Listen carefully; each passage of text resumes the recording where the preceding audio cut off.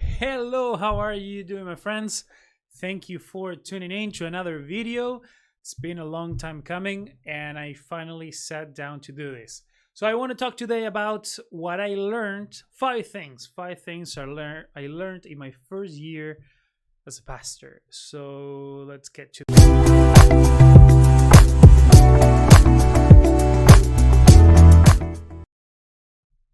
Okay, so I said five things I learned in my first year as a pastor, which it's kind of like I'm still learning. I am still struggling with some of those things, but at least those are theoretical lessons that I've learned. And I hope some of these may help you too.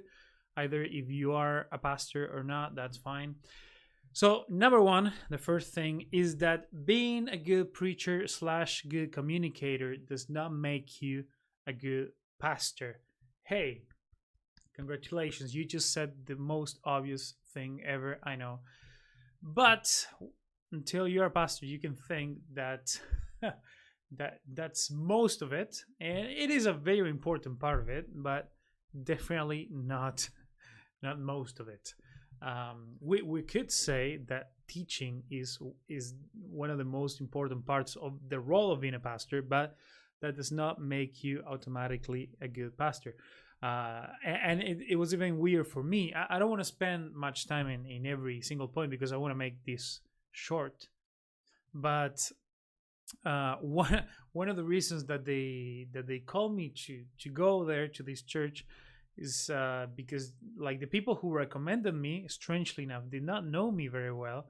They just heard me preach a few times, and they were like, "Hey, he sounds like a good idea. Let's go." But they didn't really know my character, if I was actually any good to lead people, and so on and so on and so on. And time has proven that I need to work on a lot more stuff than just my preaching to actually be good in the role of being a pastor, taking care of people, and a whole bunch of other things. But number two, the second thing is that change takes time.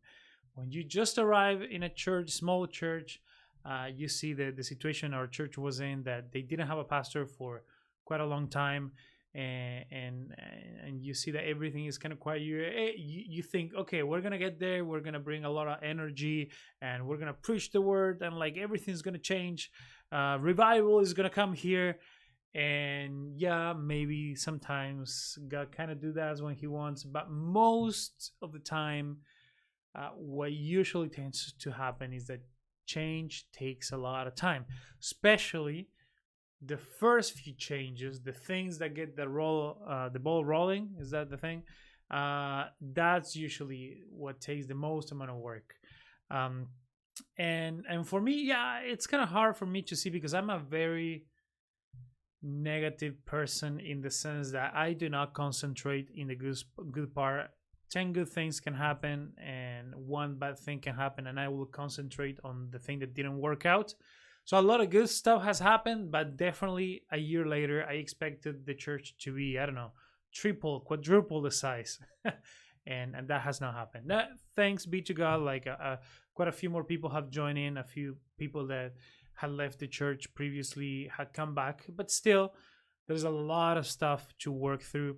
And it's just not about the number of the people that come to church or the ones that now connect to Zoom.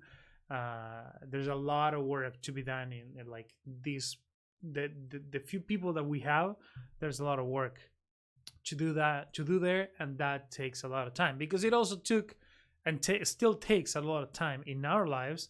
So why should we expect like everyone we talk to just change like this?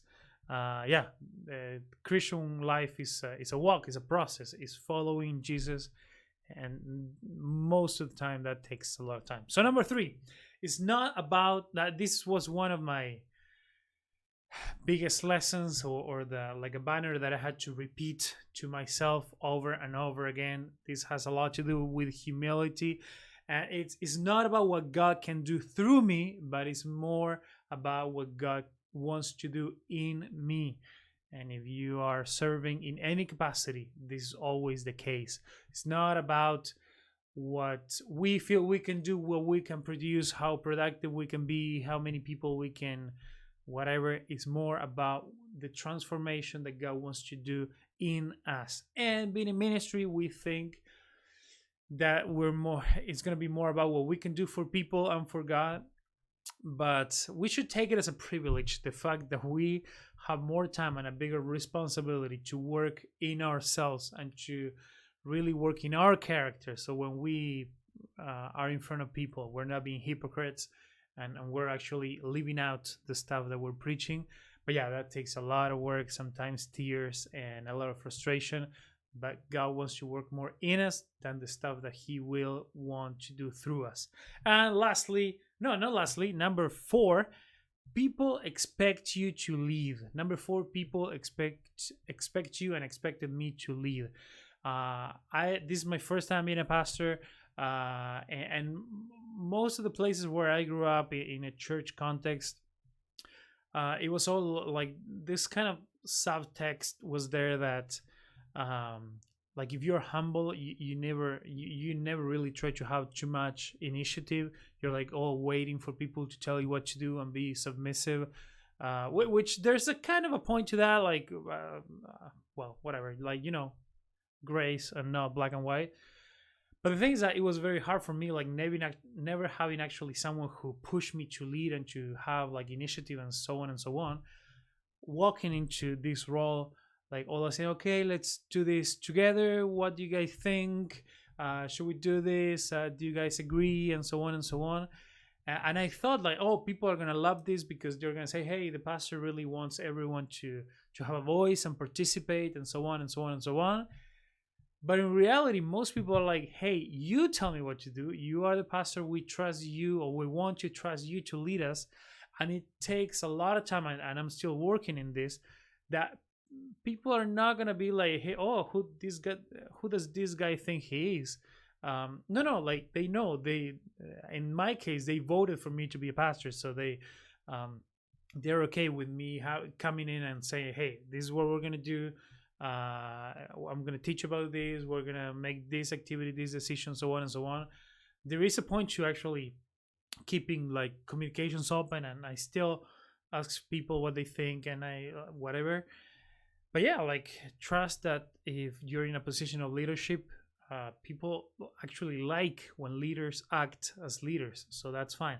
And the number 5, and lastly, the other side of this coin is that you can't please everyone with your decisions, but at the same time, you can maintain a humble posture. What do I mean by this? Like when you take initiative, when I've been taking initiative throughout this year, I have offended a lot of people. I've done things that people didn't like, even though they wanted me to lead. And we should be okay with that. But at the same time, we should always be humble enough that when we receive this criticism or when people tell us what they didn't like, that we can really, really evaluate, okay, are they right? What did I do wrong? Or maybe it's not black or white. Maybe I can still stand by my decision. I can still stand by what I said, by what I taught, or whatever. But is there something in this that I could apologize for? Maybe the way I said it. Maybe I wasn't wise enough implementing this. Maybe I didn't consider this or that or whatever. So yes, we can't please everybody, but at the same time, we can consider everybody and maintain a humble position in the way we live. So those were 5 things that I learned, and I'm still learning in my first year of ministry. So thank you very much. If you enjoy this and you're not subscribed yet, please subscribe. Maybe leave a comment. Maybe any of these things that you thought, any other lessons that you have learned about this kind of stuff that you want to share, any questions, whatever. And if you know someone who you think you may want to share this, that would be awesome. Maybe you know someone who knows me, and maybe you want to share this with them. Hey, remember Facundo? Hey, we can, do you want to check this out? Whatever. That'll be awesome. Anyways, greetings from Uruguay. God bless you, and bye-bye.